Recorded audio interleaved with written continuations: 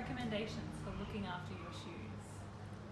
In general, I would say try to have a couple of pairs, split the use between one day and the other. Our shoes, if they're canvas, they're really easy to take care of. Basically, you can machine wash them if needed.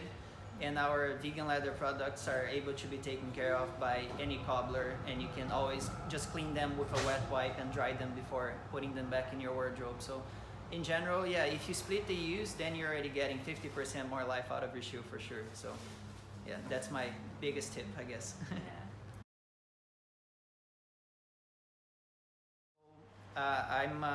I'm trained as an aircraft pilot. That was my dream my whole life. And in 2011, I was diagnosed with type 1 diabetes. Due to that, I do take insulin many times a day, and that's the one limitation that you can have as a pilot. So that made me give up my career. And at the time, my father decided to just invite me to work with him as a way for me to take the load off. You know, I had just lost my career that I worked for so long, and he gave me basically a month to try to see if I liked it, and it's been 7 years. So after about a year and a half working with him on his agency work that he did for other brands, I made the transition from regular diet to vegetarian and eventually vegan. At the beginning, it was because of my health. So becoming diabetic, I wanted to do whatever was best for me in the long term. You know, the disease gives me a little bit of a shorter expectancy in life, so I wanted to do everything that I could to make sure that I had the most. And yeah, while the diet itself doesn't make it any better, I guess, in the end, the general direction of being vegetarian and vegan made me care more for what I ate than normally. So it's not necessarily that eating just a plant-based diet is better for diabetes, but it's better for life overall, if you know what I mean. So it's not that the diet made my diabetes better, it's just that life would be better with that.